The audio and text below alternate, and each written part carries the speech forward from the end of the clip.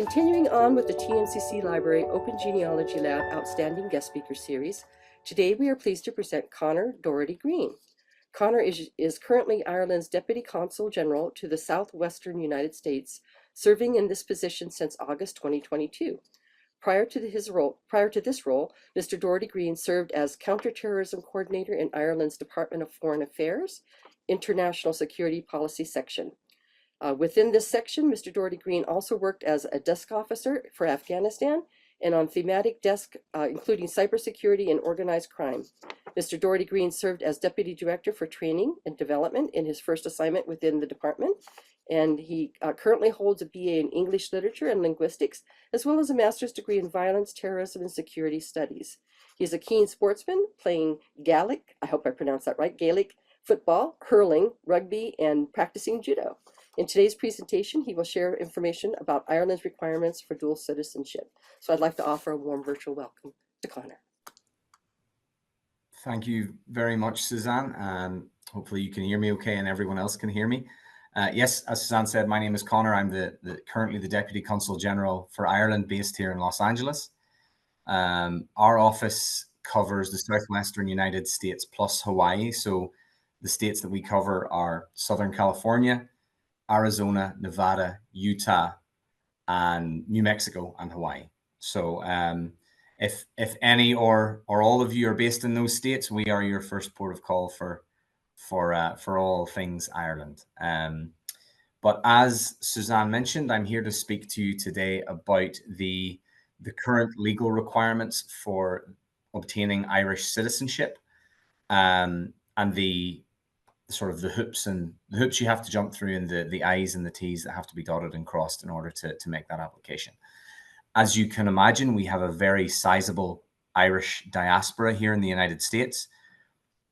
The majority of it focused on the East Coast in Chicago, but here in California and across the Southwest, we do have a pretty sizable community as well. So I will kick off by giving you a brief rundown of our citizenship programs in Ireland and the pathways by which you can apply for citizenship. So I will very briefly share my screen, and if everyone can see that okay. Yes, we can see it. Perfect. So this is our main international website. It's ireland.ie. It's fairly straightforward, and this is our citizenship homepage. And on this page there are a whole host of different FAQs.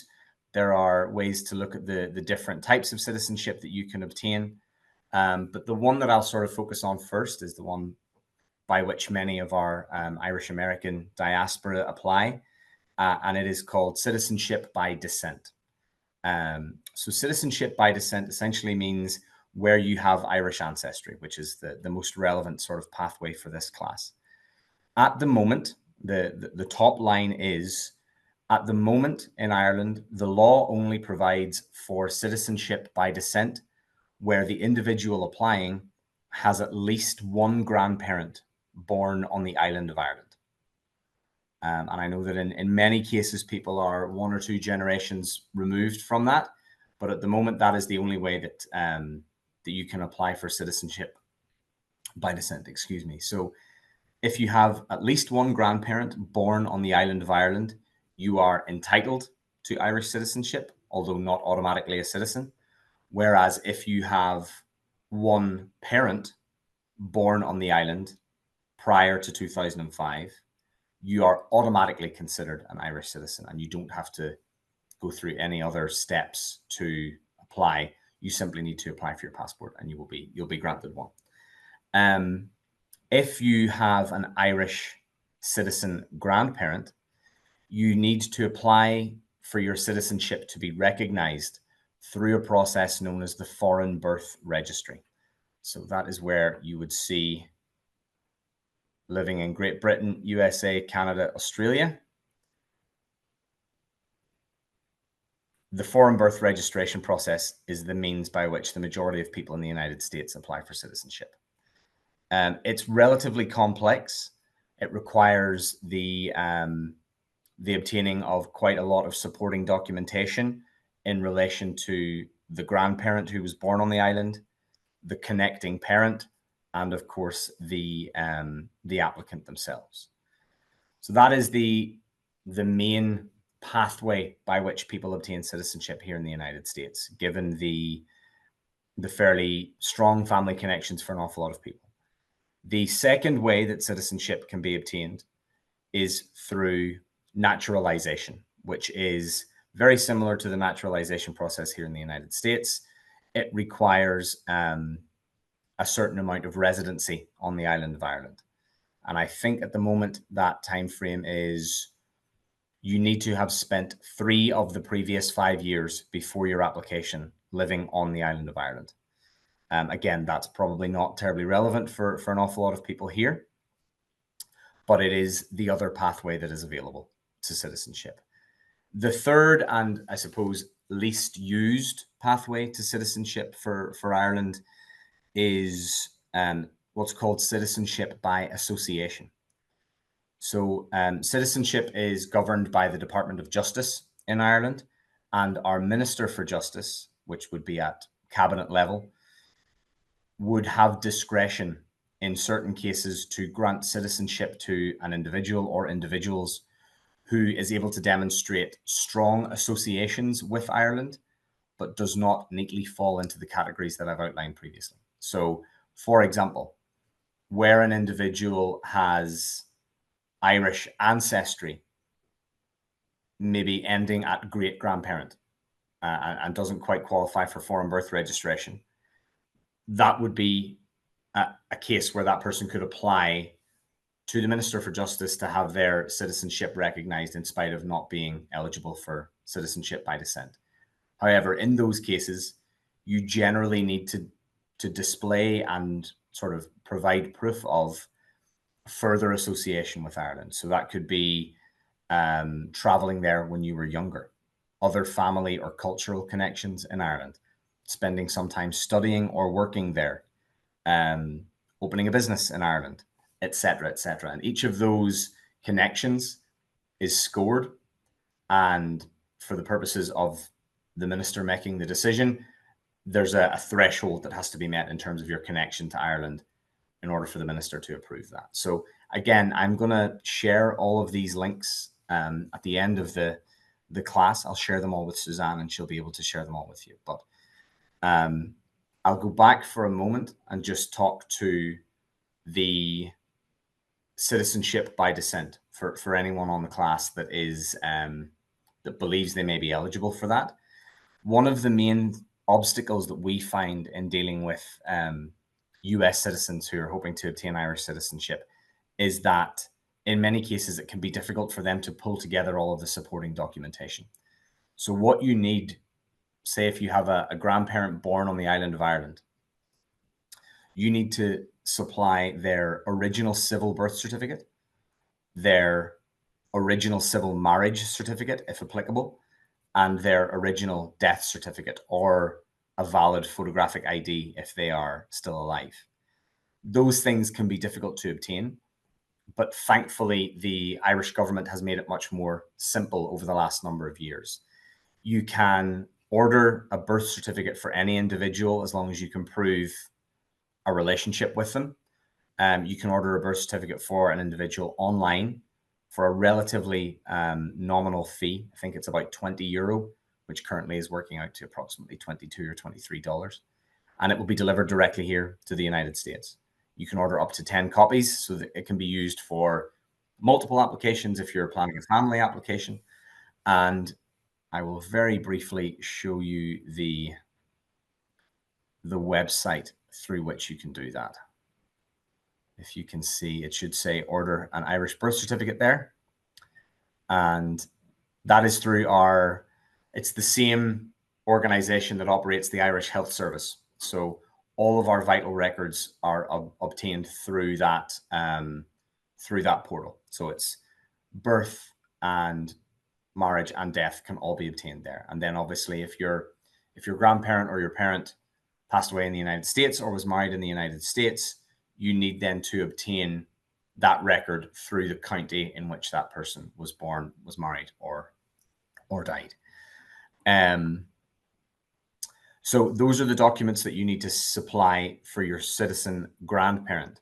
You need to supply exactly the same documents for the parent that connects you to that grandparent. So let's say it's your maternal grandmother you're applying through. You then would need to provide all of that same documentation for your mother.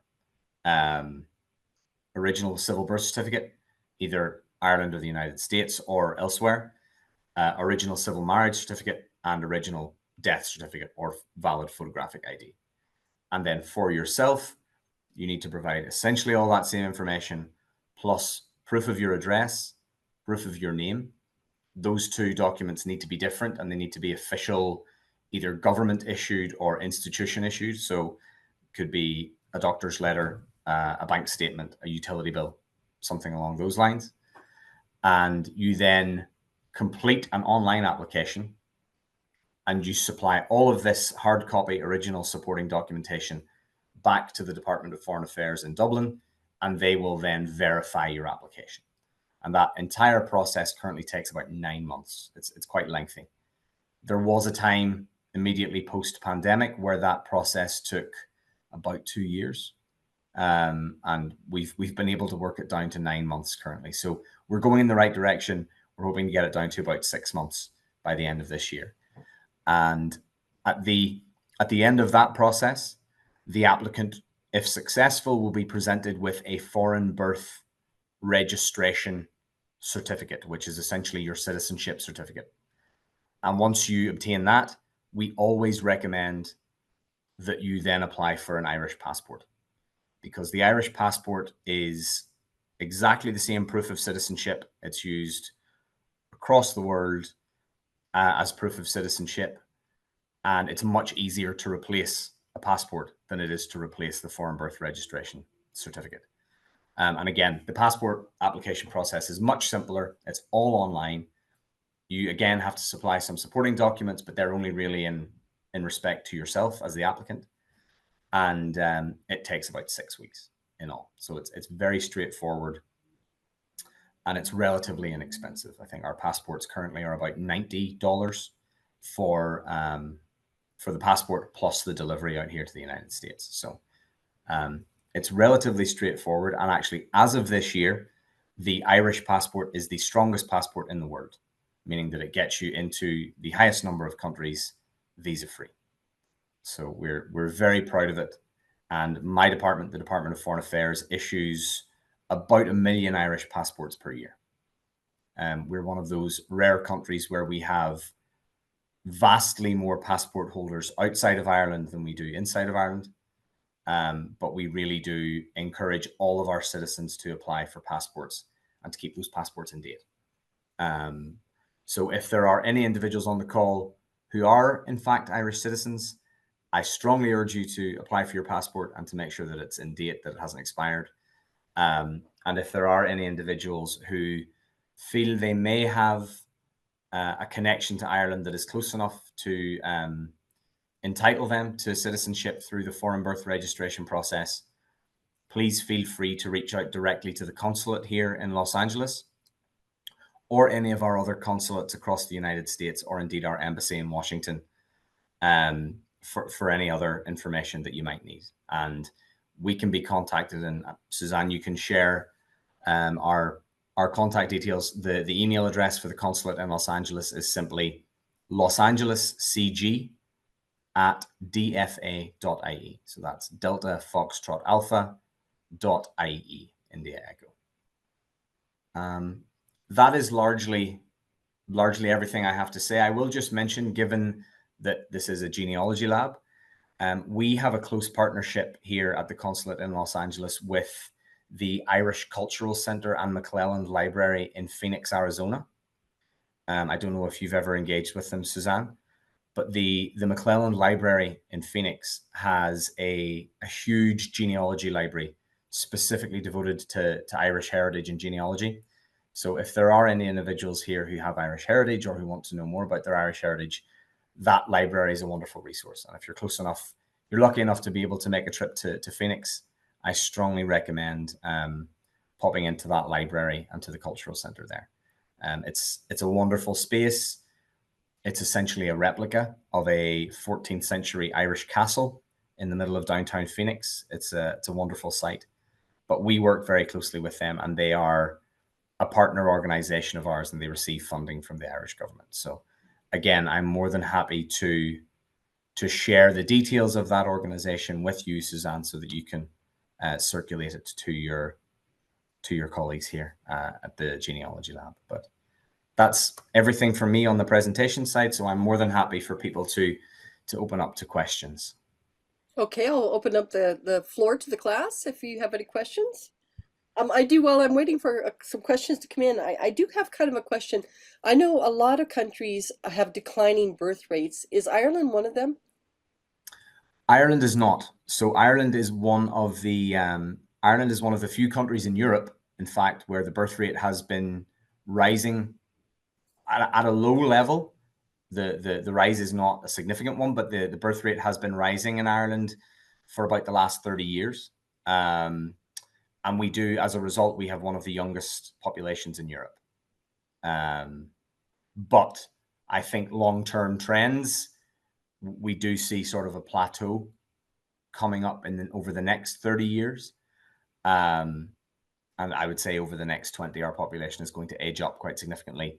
And so that has been leading to some discussion at the political level around pension policy, et cetera, et cetera. But as of right now, Ireland's birth rate is still lightly increasing. Yeah, I was wondering how that would impact, 'cause I think a lot of people here in the class, it wasn't their grandparents who came from Ireland. It was probably their great and their great great grandparents that came from Ireland, Of course, like in the of course. 1800s, like Yes. 1880, 1890, that time period. So basically, that would not qualify them to become dual citizens. Is that correct?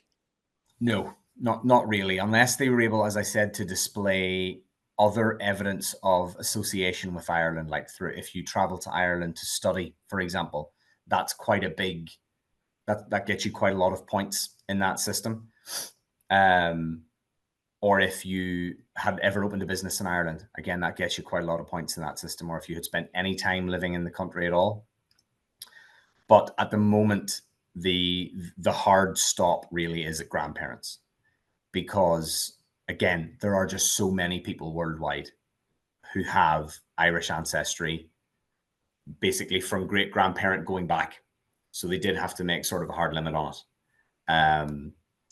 But I mean, as you guys are well aware, there were sort of three large influxes of Irish migration here into the United States. So you had the first would have been at the initial sort of plantation stage, or the initial colonial stage, and that would have been largely Scots-Irish, and that would have been largely confined to the East Coast and to the sort of the Appalachian regions. And then you had the huge influx in the sort of the later half of the 19th century, following the famine in the 1840s, and then continuing right up until the turn of the century. And then there was another slightly smaller influx in and around the 1940s, 1950s, in the immediate post-war period. That has tailed off a little bit over the last 20 to 30 years, although it is picking up again. The outward migration numbers, the emigration figures from Ireland have been steadily increasing since the financial crash in 2008. And they're kind of, we think they're sort of hitting a peak. But where in previous generations, the vast majority of immigrants from Ireland would have come to the United States, now the destinations for those individuals have diversified quite significantly. So a lot of them are going to Australia.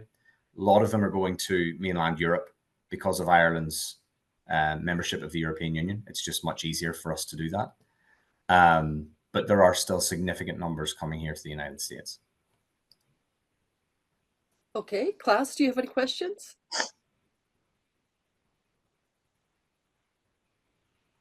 Give it a few more seconds here. Hi, Suzanne. This is Tom. I have two questions actually for Connor. Can you hear me okay, Connor? I can, Tom. Yeah, okay, go ahead. Cool.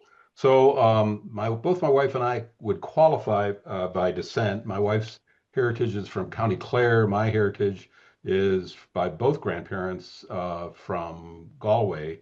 And The first question is, if I were to get a passport, go through that process, not that terribly difficult, um, would that entitle our daughters to also apply for a passport based on my successful application?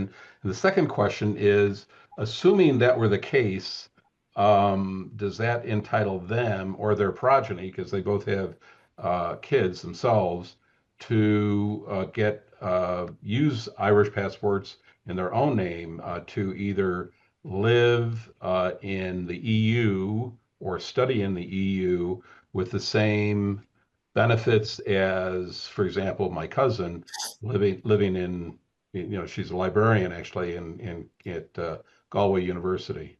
Okay. So the answer to your first question, Tom, would depend on the extent of your ancestry. So you mentioned that is it your wife's grandparents and your grandparents were both Irish? My wife's grandmother, she has one grandparent, definitely from Clare. The other Okay. grandparent is not, apparently. Both of my grandparents, grandmother and grandfather, are both from County Galway. In fact, we Okay. visited there in 1999, and we're actually in the it had been a thatched cottage up until the 70s, in just outside of Tuam. Slieve Dunmore was Oh yeah. my grandfather came from. 1868 is when he was born. Okay. So unfortunately, because obviously, if you were applying for your citizenship, in order for your children to then qualify to apply via the foreign birth registration process, you would have had to have been a citizen prior to their birth. Ah, yeah, I think I saw that snafu when I Yeah. looked at that website earlier, and I thought, okay, deal done, deal over. So, It is one of those things where situations like that are kind of what the citizenship by association issue was, or pathway was designed to kind of address. So if your children, for example, had any other kind of connection to Ireland, either cultural, um, real, if they had lived there or studied there or anything like that, that would then go in their favor. And obviously, your status as an Irish citizen is quite high scoring under that system. But at the moment, no, unfortunately, if you apply for citizenship via foreign birth registration, you have to be a citizen before your children are born in order for them to qualify. And then they can then apply prior to their children being born, and it's passed on that way. But it's sort of an active process. You have to actually do it first. It's not automatic. I say, okay. And assuming, I had been on the ball and had done that before we started having kids, would their having, and assuming that they successfully acquired an Irish passport, would that then qualify them or allow them to live and work in the EU and study in the EU? Absolutely. Oh, So really? if you're an Irish passport holder, you have the essentially unlimited right to live and work and open businesses in any one of the 27 European Union member states. And you also have all of those same rights for the United Kingdom as well. So Irish citizens can live, work, vote, join the military of the United Kingdom, and vice versa, thanks to the terms of an agreement which long predates the European Union. So Brexit had no impact on that, really. There's a common travel area between the island of Ireland and Great Britain, which has existed for about 100 years, which means that citizens from both jurisdictions can live and work and vote and join the military and do essentially everything that a citizen can do, without restriction in either jurisdiction. Okay, thank you. So last question. What Irish statutes govern taxation for basically somebody like, most of all of us are Americans, and we certainly nobody likes taxation. And would we be required to pay taxes, Irish taxes, as an Irish citizen? Yes, if you're required to pay taxes on income that you earn in Ireland. Ireland's taxation system is quite different to the United States. So I know that US citizens, even if they are living abroad, have to pay US taxes. Correct. That is not the case for Irish citizens.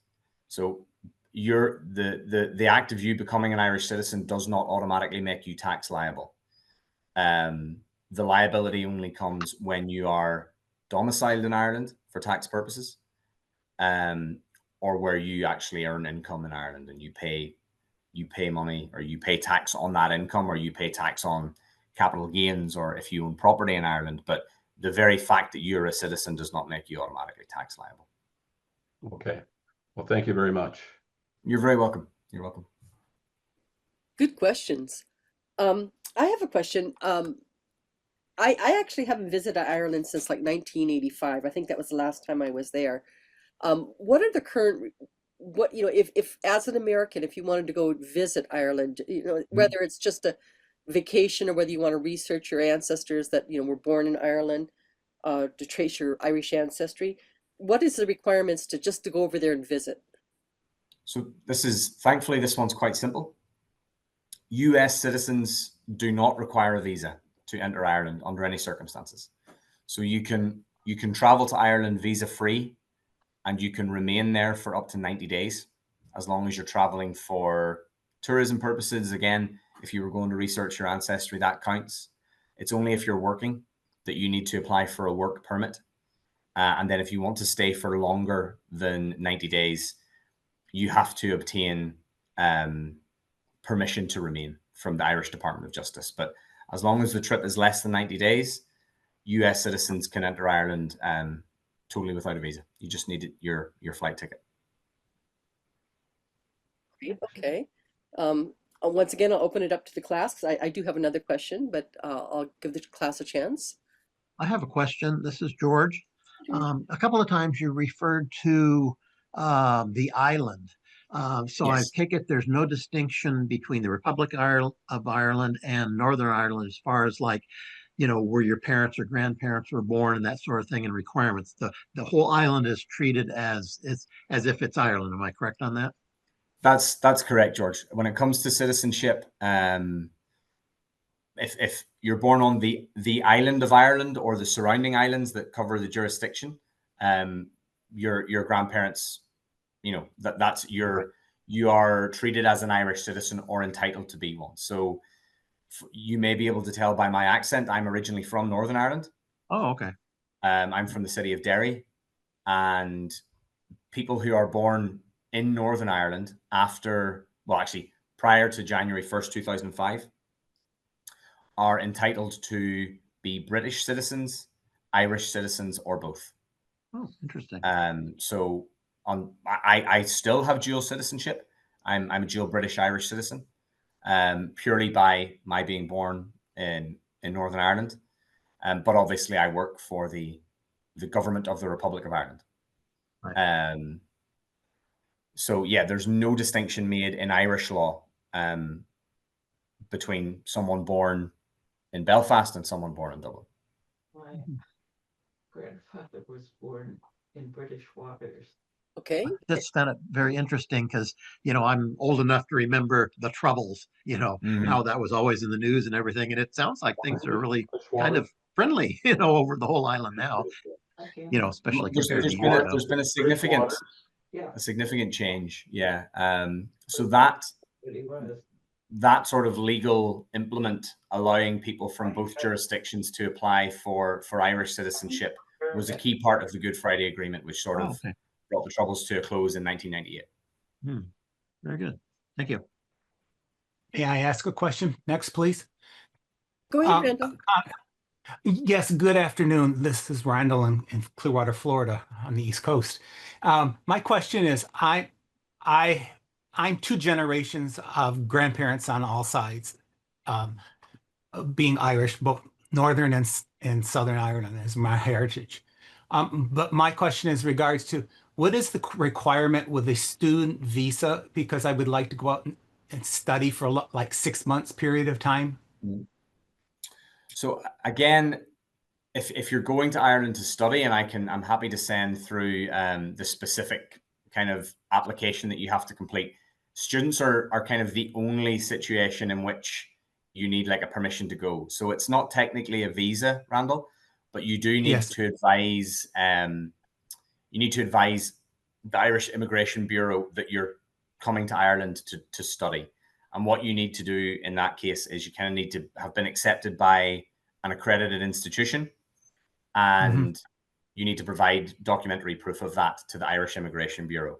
Generally, that can be done once you arrive in Ireland. So again, you would travel to Ireland visa-free.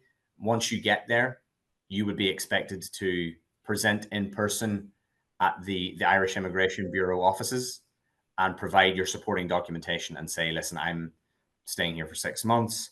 Here's my letter from an Irish university. Here is proof that I have funds to support the length of my stay. That one's kind of key. And here's proof that I have private medical insurance. Those are kind of the three big things if you're traveling. I understand the medical insurance because when I was there in 2004 and just briefly for a short period of time in Ireland, it was more of a stepping stone. I had to have that insurance certificate with me to use. Unfortunately, I had to use it at one time.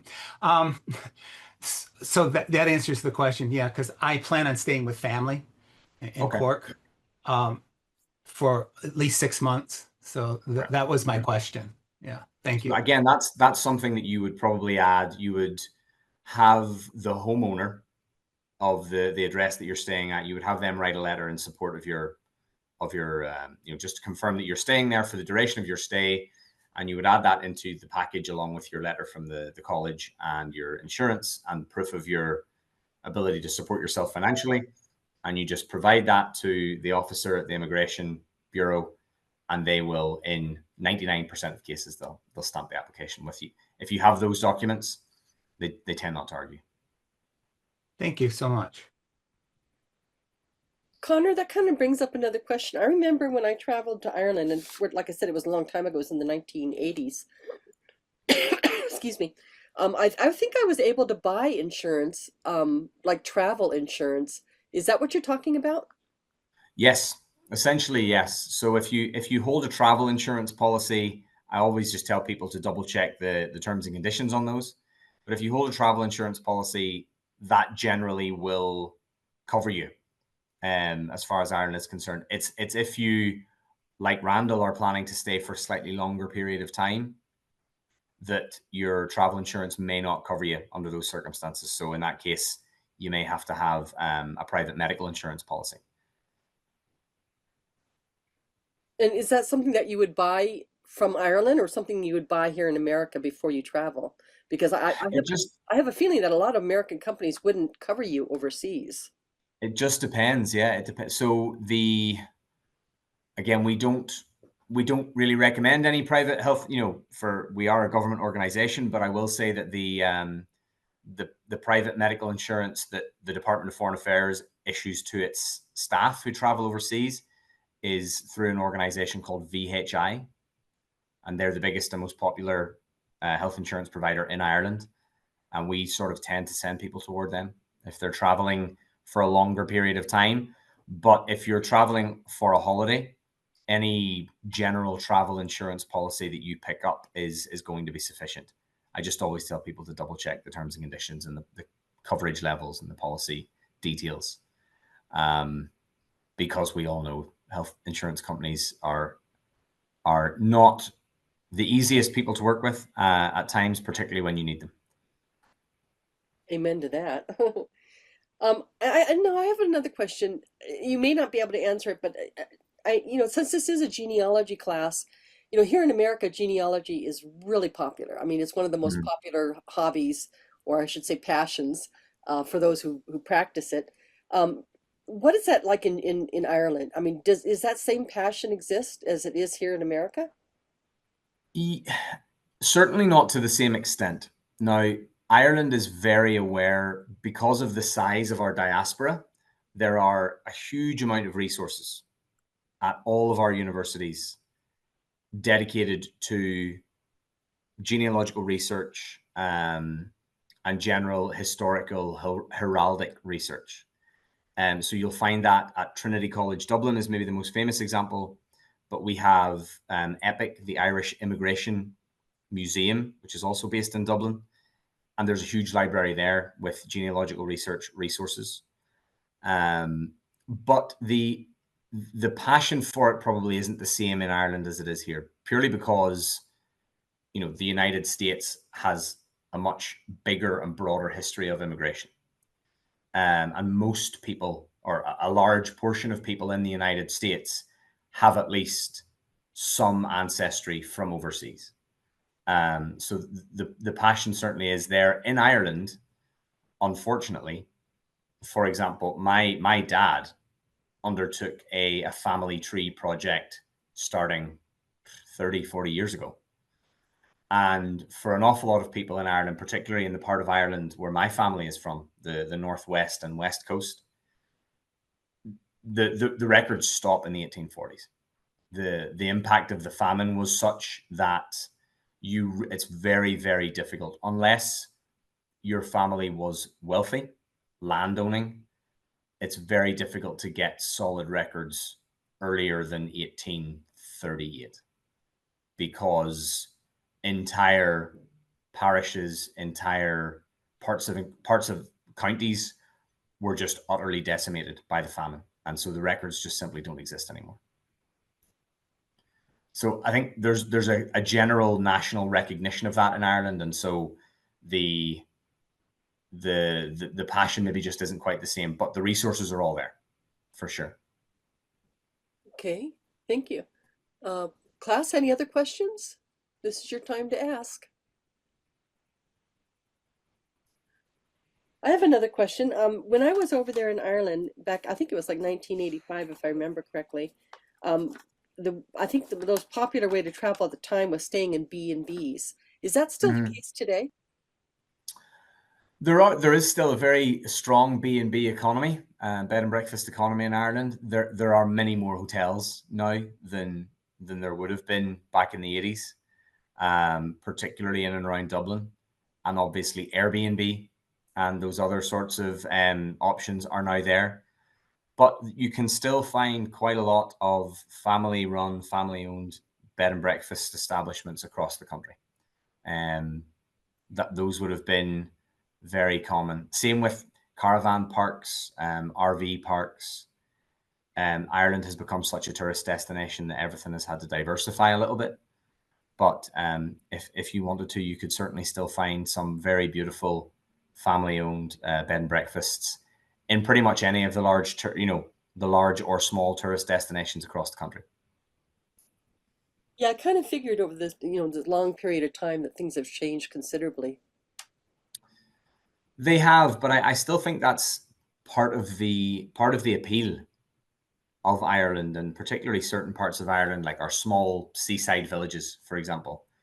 There are still a huge portion of family-run businesses in those places, and I think that's part of the appeal for an awful lot of people who make Ireland a tourist destination. Yeah, I remember, it's kind of funny, one of my memories of the B&Bs is everybody served cornflakes for breakfast.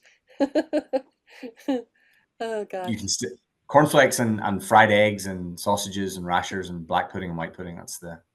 That's funny. Okay, class, any other questions? Get them answered now. This is your opportunity. One final point I might like to make, Suzanne, just in relation to the obtaining of birth certificates and the obtaining of documentation relating to your ancestors for the purposes of applying for citizenship. I understand that in a lot of cases, as I think one of the class members asked, where you have grandparents who were born in Ireland in the 1880s, 1890s, prior to the establishment of the state in 1921, the obtaining of civil records can be very difficult. So what the department does accept, if you can find, if there's no record exists in the civil registry, if you can find baptismal or parish records for the birth of an ancestor, the birth of a grandparent, those are accepted. As long as you can provide proof that no civil record has been found, those can be accepted. And then in certain very rare cases where you have done something like Ancestry, where you have done something like 23andMe, I heard you guys talking about it at the start of the class, if your 23andMe record has come back that you have an Irish ancestor, an Irish grandparent, for example, and there are no parish records or civil records, the department will accept the official record from 23andMe or Ancestry.com as proof of your entitlement to citizenship, where you have exhausted all the other avenues. And that's just a piece of law that's come in the last 6 months. So that's something to be aware of if you're really having difficulty turning up a civil birth certificate for a grandparent who was born in the 19th century. There are those other options that are open to you. Well, I'd have to applaud that decision. That's wonderful. I think the government just recognized, again, with the size of the diaspora and with the fact that I think such a huge majority of the people that were using those sites were coming up with Irish ancestry. It was the decision of the current government to extend, and Ireland as it exists now, it's not an old country. The Republic of Ireland is only just 103 years old. So we understand that those records, and we had a civil war, we had a war of independence, those records were destroyed in an awful lot of cases. So the government decided that it would be a good idea to make alternative pathways open to people who are interested in Irish citizenship. I have another genealogical related question. I know in a lot of European countries, since we're all concerned here in this class of finding where our ancestors are buried, I know a lot of European countries have like a temporary burial type situation where you basically rent the land rather than own the land for a final burial spot. Is it the same way in Ireland? Generally, no, because of the prevalence of the Catholic Church in Ireland, the vast majority of people would be buried in land owned by the Catholic Church. Certainly going back at least 130 years. Prior to that, again, the majority of the land would have been owned by private landowners, even burial land. So there's never really been a codified policy, but the majority of the graveyards and cemeteries in use in Ireland going right up to the present day would be religious owned. Got it. Okay. And those, if you're buried in if you're buried in a Catholic graveyard, or if you're buried in a graveyard belonging to the Church of Ireland or the Presbyterian Church, you're there essentially until your gravestone is destroyed or crumbles and the grave is no longer marked. And then in those cases, they open the land up for new generations of burials. But you're talking decades and decades and decades after. Got it. Okay. Jean, I see you have your hand up. Go ahead, please. Yes, I do have one question. I was fascinated to see that you have a master's degree in violence, terrorism, and security studies.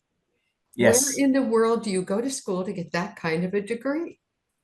So believe it or not, I got that degree in Belfast, of all places. So I studied my undergraduate in Dublin, actually, and then the opportunity for that master's degree came up in Belfast, and it was a relatively new program, and it sounded incredibly interesting to me, and I picked up on it, and I have to say, it was very interesting. And obviously, being Belfast, it does it focuses quite a lot on the conflict in Ireland from the early part of the 20th century right through to the end of the Troubles in 1998. Wow, fascinating. Okay, thank you. I have a quick question. Do you speak Irish Gaelic? Actually, George, my Irish is very poor. To my eternal shame, my second language is Spanish. and I speak a little bit of Arabic as well. But my Irish is not particularly good. My grandfather, God rest him, was a native Irish speaker. Oh, okay. And it's very rare. Irish is really only spoken in a number of small pockets in Ireland currently, although Right. there's a bit of a resurgence. But Right. I only have a few words of Irish that I use for family occasions and representational purposes, Interesting. unfortunately. Okay, these are all great questions. Any others? Give it a second, Connor. Okay, well, it looks like, Connor, everyone's questions have been answered. So thank you so much for a wonderful presentation. And we definitely appreciate your time. And once again, thank you for allowing us to record. It will take our marketing department a little bit of time to get it up on our YouTube channel, but it will get there hopefully sooner rather than later. Perfect. And And as I said, Suzanne, I'll send you around all of the links that I referred to in my presentation and the web pages that I showed you. I will certainly send around all of those links and our contact details here at the consulate for anyone here on the call or not on the call to reach out to us. Okay, thank you very much. Okay, I want to invite the class, before I stop the recording, I want to invite the class to stay for the second half of class. If you're new here today for the first time, we do have a wonderful second half to the class. And if you're going to be leaving us right now, before you log out, if there's anything in the chat box that you want, please download it before you exit, because if you enter back into the Zoom presentation, the chat box will be empty when you log back in. So with that, thank you very much, Connor. We really appreciate it. Thank you all. Have a lovely weekend. You too, and I'll go ahead and stop the recording.